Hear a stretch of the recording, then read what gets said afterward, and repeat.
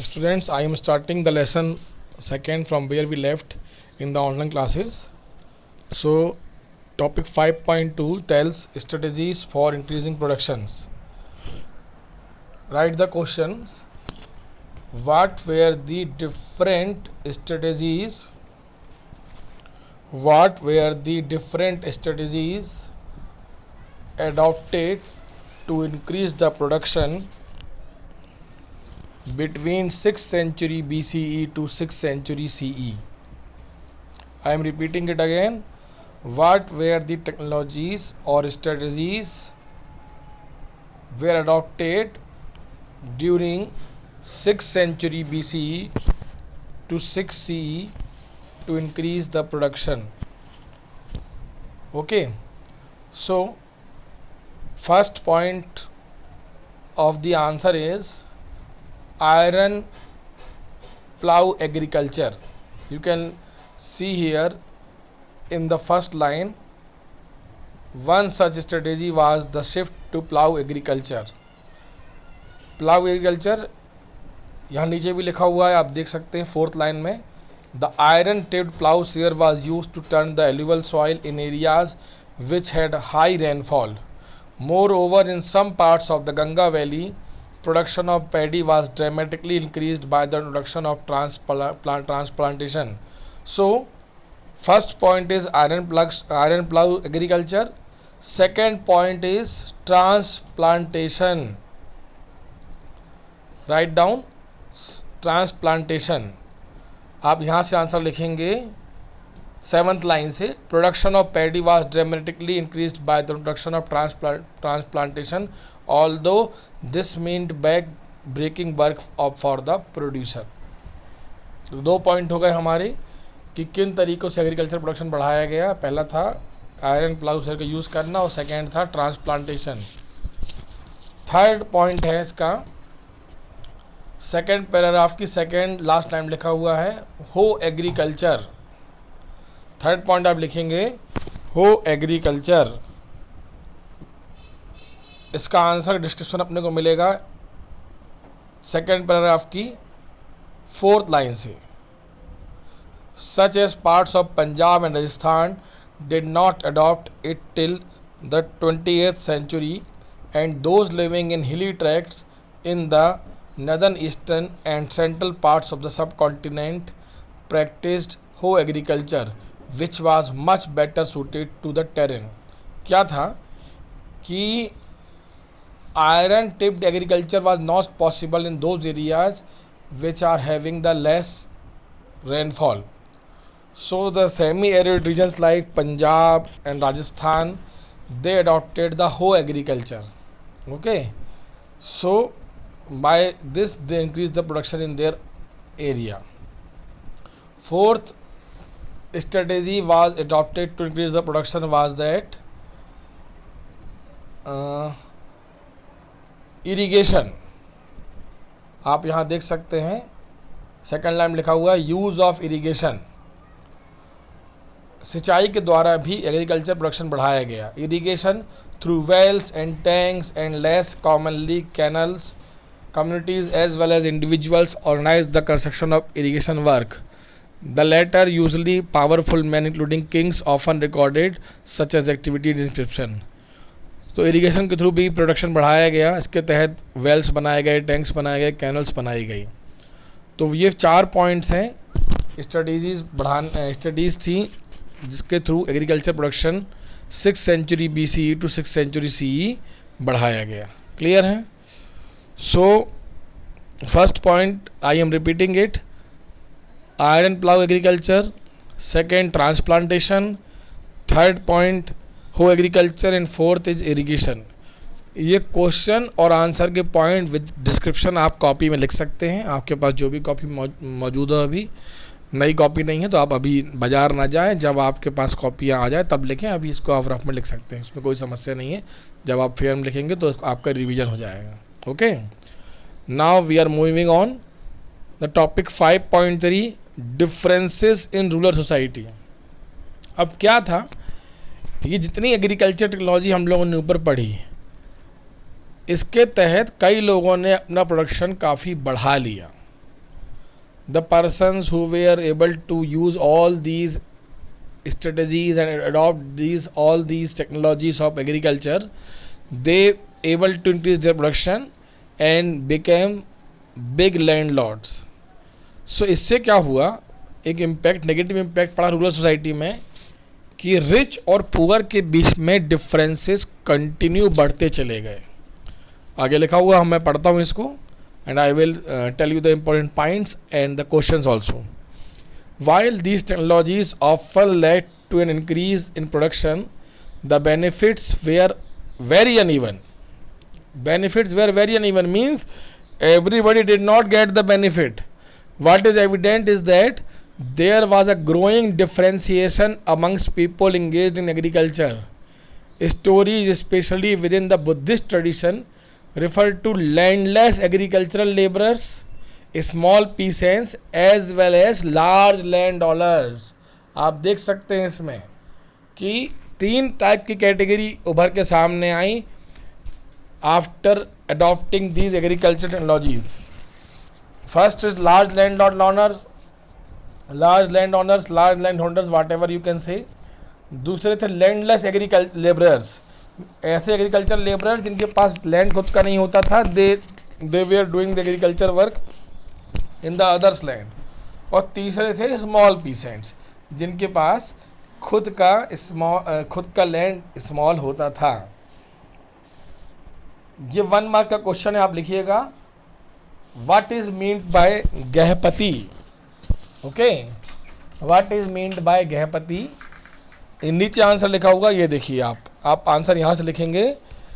गृहपति was the owner, master or head of a household who exercised control over the women, children, slaves and workers who shared a common residence. गृहपति कौन था? Honour और master of a household जिसका women, children, slaves और workers उन पे control था, जो एक कॉमन रेसिडेंस में मीन्स उसके एरिया में लोग रहते थे. मान लीजिए मेरा एक बहुत बड़ा घर है, उसमें चिल्ड्रन भी हैं, वुमेन्स भी हैं, स्लेव्स भी रह रहे हैं, वर्कर्स भी रह रहे हैं. पहले ऐसे घर होते भी थे बड़े बड़े. तो उसका मुखिया गृहपति कहलाता था. गृह मतलब परिवार हिंदी में, और पति मतलब हेड, परिवार का हेड. तो अर्लियर सोसाइटीज़ में क्या होता था, वुमेन, चिल्ड्रन, स्लेव्स, वर्कर्स, ये सब की जो इंक्लूजन था वो किस में, परिवार में होता था. So grihapati was the owner of all these objects. Now come to the earlier things. The term grihapati was used often used in polytext to designate the second and third categories. The large land holders as well as the village headmen whose position was hereditary emerged as powerful figures. It means that large landholders were hereditary village headmen. Okay. Early Tamil and often exercised control over other cultivators. Early Tamil literature, the Sangam text also mentions different categories people living in village. अब ये 1 mark के question लिखना है आपको. वेल्लार, ये लिखा हुआ है वेल्लार. वेल्लार मीन्स आप लिखेंगे लार्ज लैंड ओनर्स. ये सारे वर्ड जो है तमिल लैंग्वेज के हैं.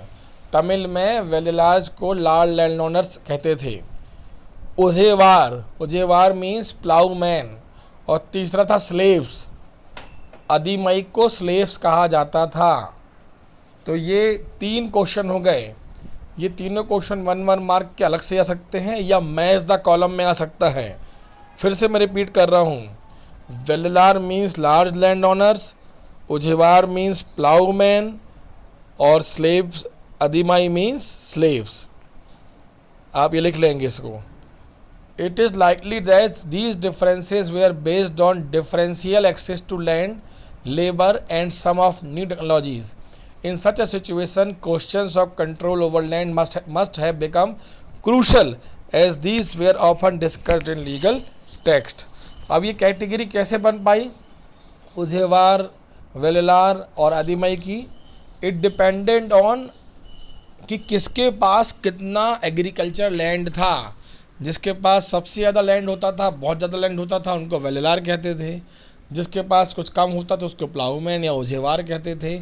और जो स्लेव्स जो दूसरे खेतों में केवल काम करते थे, एग्रीकल्चर लेबर का काम करते थे, उनको आदिमई या स्लेव्स कहा जाता था। क्लियर है? Now come to 5.4 land grants and new rural elites. Land grant समझिए इसको। लैंड ग्रांट्स मतलब होता है भूमि का दान करना, ठीक है।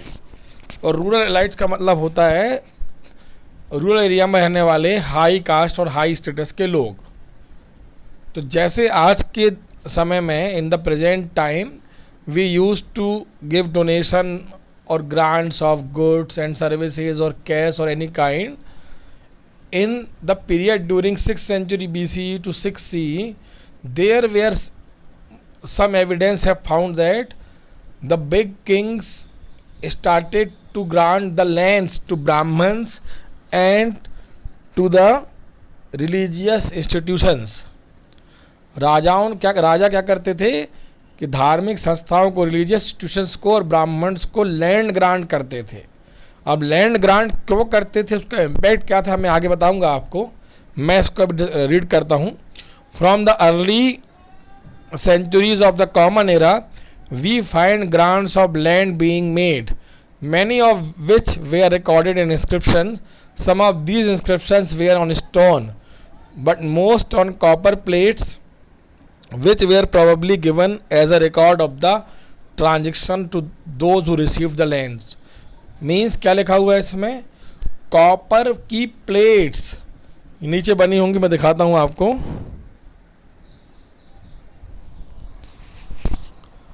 कॉपर प्लेट्स में लैंड ग्रांट्स दिए जाते थे।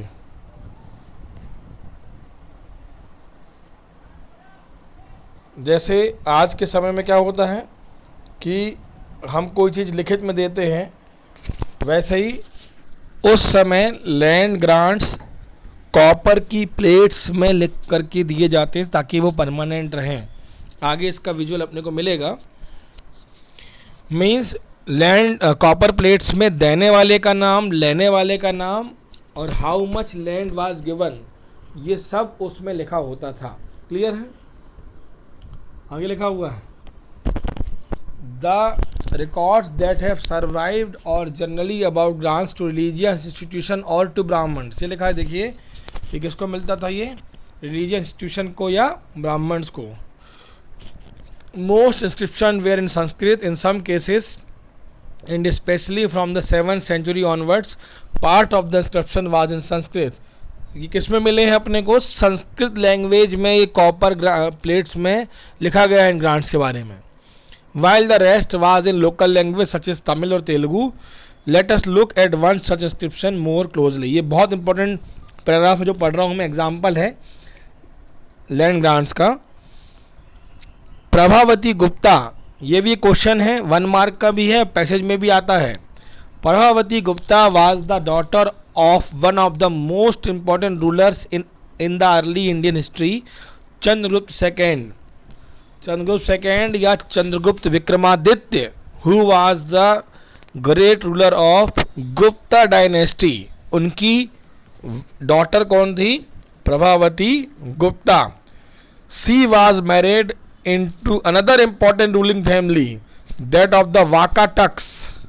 वाकाटक भी एक किंगडम का नाम है, एक फैमिली का नाम है जिनके ऊपर किंगडम स्टेब्लिश हुई थी। Who were more powerful in the Deccan area. Okay, तो प्रभावती गुप्ता की मैरिज किससे हुई, वाकाटक वंश में हुई थी। According to Sanskrit legal text, women were not suppose to have independent access to resources such as land.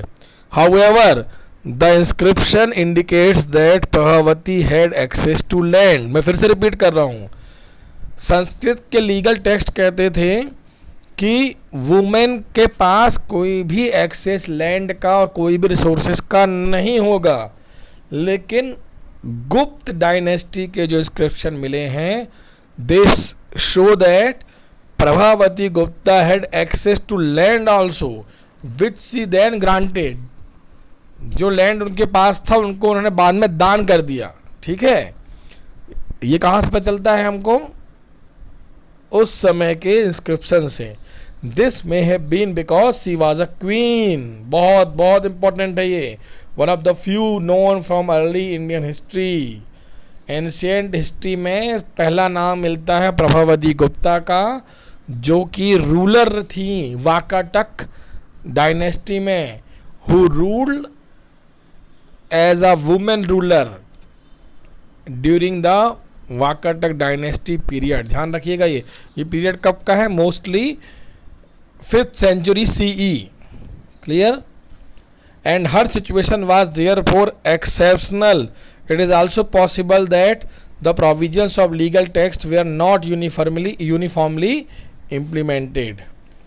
तो ये एग्जाम्पल मिलता है हमको, देखिए लैंड ग्रांट का, कि प्रभावती गुप्ता के पास लैंड था और उसने उस लैंड को ब्राह्मणों को, रिलीजियस इंस्टीट्यूशन को दान किया था। The inscription also gave us an idea about rural population. These included Brahmins and peasants as well as others who were expected to provide a range of produce to the king or his representatives. And according to inscriptions, they would have to obey the new lord of the village and perhaps pay him all these dues. It means that, suppose that I have given the land to a Brahman named A, तो उस land में, मतलब मान लीजिए वो land 50 गांव थे उस लैंड में, तो उस 50 गांव के लोग उस 50 गांव के रिसोर्स